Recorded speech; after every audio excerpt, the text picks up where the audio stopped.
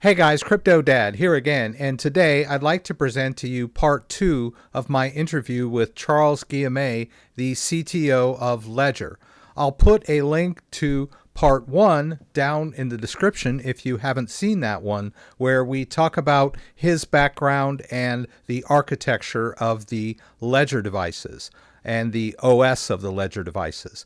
In part 2, I've got several questions that I got from my users and that I got from myself that I was curious about, where I was able to sort of ask him all the uncomfortable questions that people throw up in my comments. And he handled them really well, I'll let you know that. So here, without further ado, is part 2 of my interview with Charles Guillemet. I did want to ask a couple of questions that I got from users. A lot of the complaints about the new Stax and Flex device are that there is less storage space for apps. And that's because you're implementing the secure screen technology directly in the secure element chip. Have you talked about or thought about perhaps ordering from ST Micro, your secure element chip provider? I don't know if you have more than one. Something that would accommodate more space in the future, perhaps? Yeah, it's a good question. So indeed, we are using the same type of secure element on the newer devices and the older one, at least the Nano S Plus, which means and on the newer devices we have like this wider screen and the operating system and the display graphic libraries takes a little more space, and that's why you have less space for the app. So this is the first explanation. The second thing we can say is you can still load maybe 15 different apps. It really depends on the size of the apps, but you can still load plenty of apps. And also there is something that can be considered for users who are using plenty of different coins.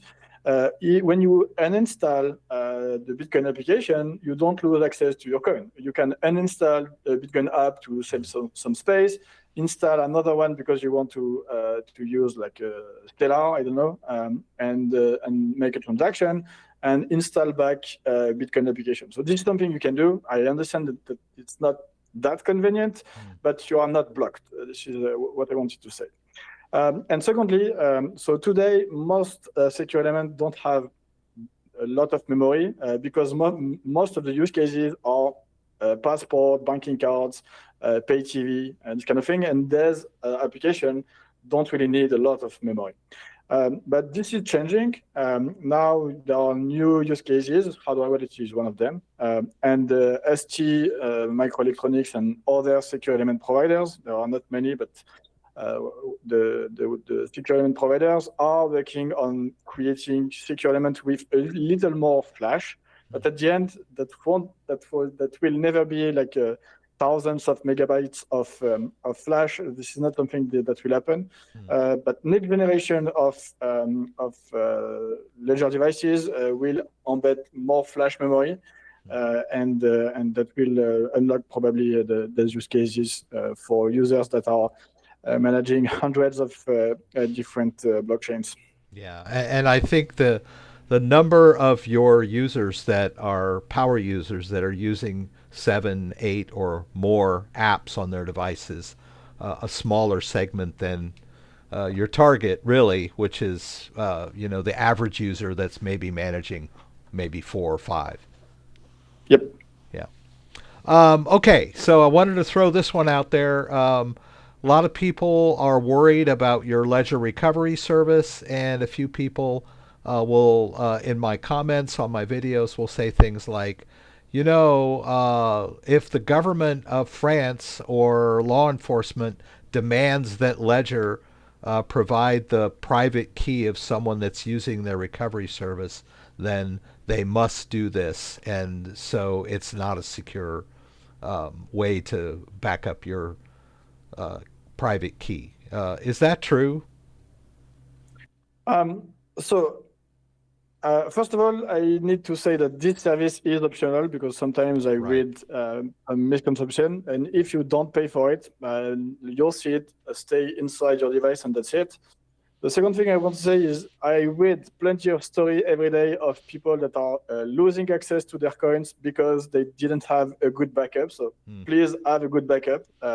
Ledger Recover is a good option. The recovery key is another good option. So depending on your choice and threat model, you might consider having several of them. Or it's important to have different options.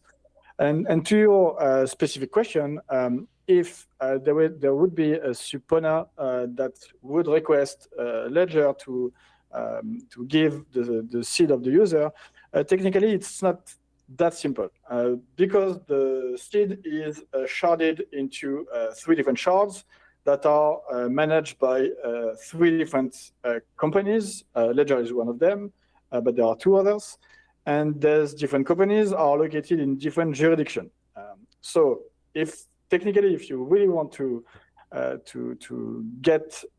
assemble back the seed of the user, you would need to have like several governments doing several subpoena at the same time, and technically it remains still difficult to get access to these encrypted shards and to create a recover of the keys. So long story short, the shards of the user are encrypted within 3 different HSM operated by 3 different companies that are located in 3 different jurisdictions. But if you have this information, you're able to reassemble the keys. So this is something that people need to keep in mind. However, we never had any subpoena, and for recover, I feel that wouldn't be the main way to do so. Like if ever the law enforcement wants to get access to your crypto, I guess they will go to your home first and seize your crypto directly. Right. Yeah. That's true. A lot of people don't think about that. All right, so this is just kind of actually one of my questions. I'm one of the few people that manages multiple devices. I know I'm not alone. There are a lot of people that ask me that about how they can manage multiple devices within Ledger Live, and it is possible. Ledger Live will remember which device created which account, but the account naming, the default account naming just says Bitcoin 1 or Bitcoin 2. Have you considered perhaps the default name containing the identification or name of the device? Like when it comes up, it says Nano S Bitcoin or Flex Bitcoin, so that if a user is managing multiple devices, they might it might make it easier for them so they don't get confused which devices created which account. Yeah, it's a good one for power user. I think that will ring a bell definitely. So today you have default names for the different account, and it's up to you to name them as you want. And if you want to prefix them with the name of the device or the model of the device, this is something you can do. However, today there is no notion for an account. An account in Ledger Live doesn't know technically which device match with this account, and this is something that we wanted to do for various reasons. Privacy is one of them, at various reasons, and finally we ended up with what you just said, that in terms of usability, we are losing a little bit too much with not having this information. And probably in the future this will be different. To give you a little bit of insights, we are investing more on Ledger Live, Ledger Wallet, which is the new name, so that we have a better user experience. It will be faster. It will be like with less bugs. Like connectivity will be smoother, and also this kind of like clear signing everywhere. Also, having the possibility to name your addresses, like all of these are features we are thinking about. having also a matching between the different accounts and your different devices.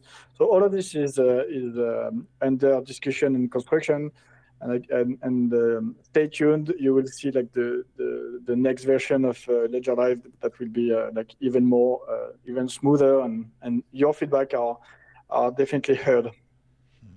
You'll have to forgive me too, because I've been using Ledger Live for so long that I keep calling it Ledger Live, even though it has undergone a much needed name change. Yeah, Ledger, it's for me. yeah. For me also, it's difficult to to make the change, but yeah, we will adjust. Okay. I had someone ask me this. I know you're familiar with maybe the Descent wallet from Korea. Mhm. It's one of the only wallets that has a, well, actually, I'm sorry, there are, one key has some fingerprint readers too. Have you ever considered putting a fingerprint reader on the Ledger device for authorization, or, bypassing PIN? So consider definitely. I don't know if the future devices will embed. It's possible. However, today, with the current knowledge that we have on fingerprint, the level of security you have with a fingerprint is lower than a PIN. So I think that could be like, it's really a personal opinion more than anything. I think that could be a good idea to use a fingerprint to on top of the PIN to validate a transaction, for instance. But I wouldn't be in favor of like replacing the PIN to a fingerprint. Because today faking a fingerprint is quite easy. Just to give you an idea of how a fingerprint sensor is working, it's basically like a small like photography sensor that is taking a photo of your fingerprint, and that is detecting your minutia in order to make it almost unique. So you have, on one side you have this, and on the other side there is a liveness test. Otherwise you could put like simply a photo on top of the fingerprint and you could bypass it. And the liveness test often consists in measuring the conductivity of your skin, which has a special value. If you put paper, the conductivity is very different, and then you are able to distinguish paper from a real thumb. However, if you want to create a fake finger with like a similar conductivity value, this is something that is not that difficult to do. And for instance, I remember when I was a student. So now it's a long time ago. So probably like the technology progressed, but that was very easy to use, like potatoes, because potatoes has a similar conductivity value as the skin. And on top of the potatoes, you would put a photography or something that will fool the CMOS sensor, and the potatoes will fool the liveness test. So just to say that it's a little bit too easy to bypass fingerprint. The technology has evolved. So if one day we go in that direction, we will like evaluate clearly the level of security of this fingerprint sensor. But from my knowledge, at least today, it couldn't replace a PIN verification because it has a very lower level of security. But it could be something additional just before signing a transaction or this kind of thing. Okay, interesting. Let's get into some nitty gritty stuff. How does a Ledger device protect against a malicious firmware update? What if something malicious was trying to load, or if someone went to a faux website and tried to upload a malicious firmware update? So this one is a very good one. During the manufacturing phase, we are leveraging the secure elements, meaning that, so first of all, the secure elements that are manufactured especially for Ledger, and we are the only one able to load our own code inside the secure element when they are out of the factory. This is the first thing. After that, we are like personalizing the secure element with an attestation. Attestation is a certificate that says like this device is a Ledger certificate, a Ledger device. And when you are connecting your device to Ledger Live and you go on the manager, you might have noticed that on device it's written like Allow Manager. Allow Manager means that you are mounting a secure channel between the secure element that is inside the device and Ledger HSM. HSM stands for Hardware Security Module, so it's a secure server that is the root of trust of Ledger.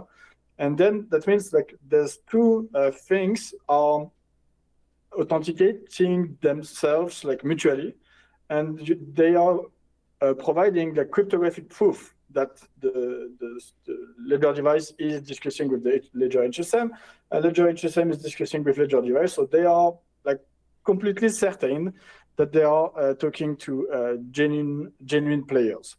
And as soon as they did this handshake, this secure handshake, mutual authentication, they will like securely share keys, encrypt everything on the channel, and then the device, the Ledger device, will only accept firmware coming from Ledger HSM. So basically, this is how it works. So you have like strong guarantees that your device is genuine because of this certificate, and only code coming from Ledger that are located in the HSM can be accepted by this Ledger secure element. And if you go a little further, you would say, oh, but how do you prevent anyone to put like malicious code on Ledger HSM?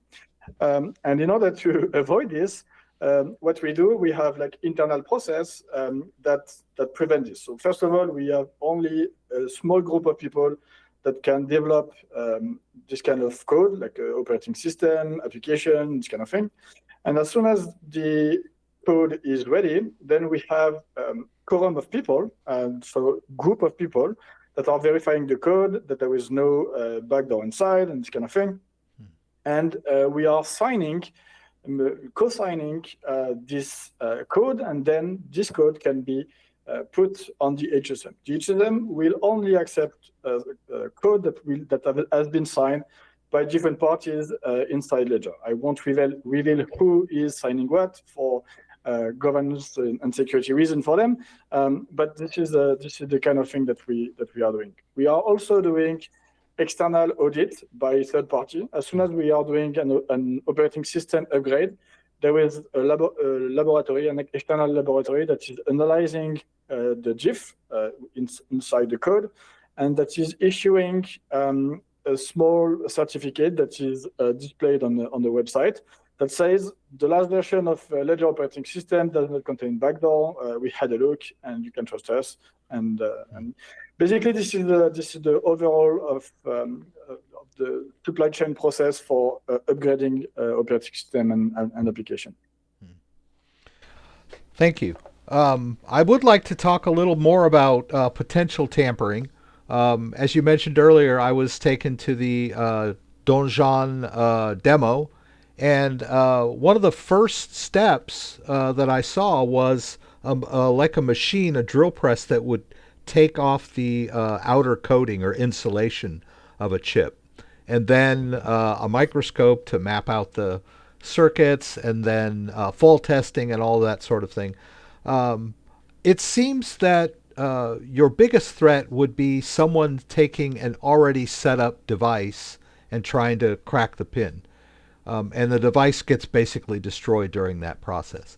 But I see the biggest fear of the end user is that someone has tampered with their device in the supply chain. They're always really nervous about this. Does that even make sense? But because in order to crack the device, you basically have to destroy it. And then somehow you're going to put it back together again and get it in the box. Is a supply chain attack even a realistic fear these days? I think it's a threat that anyone must have in mind, and this is a threat that we are looking at very closely, and we have different mitigation against this threat. And the first one is really the fact that we are using a secure element, and the supply chain is controlled, as I mentioned. Only Ledger can load code and so on. So when you have a device, a Ledger device in your hand, that passes the genuine check, you have like strong guarantees that the secure element that is inside your device is a ledger one, a genuine one, and so on. So this is already strong. However, you can also think about what if like the different components outside of the secure element are tampered with and so on. So for this, you have like different mitigation. The previous, the Ledger Nano, Nano S, Nano X, for sane paranoid people, we had photos that allows them to compare their own devices and open their own devices and compare them with what is expected. For newer devices, it's not recommended to do so. However, if you try to open like the recent devices, the Flex, the Stax, and so on, it will be difficult to hide it, and also it will be difficult to tamper what is inside. And finally, in terms of supply chain, we also like control closely the supply chain from the people that are like selling the different MCU, the secure element, the display, the button, like all those different providers are really controlled.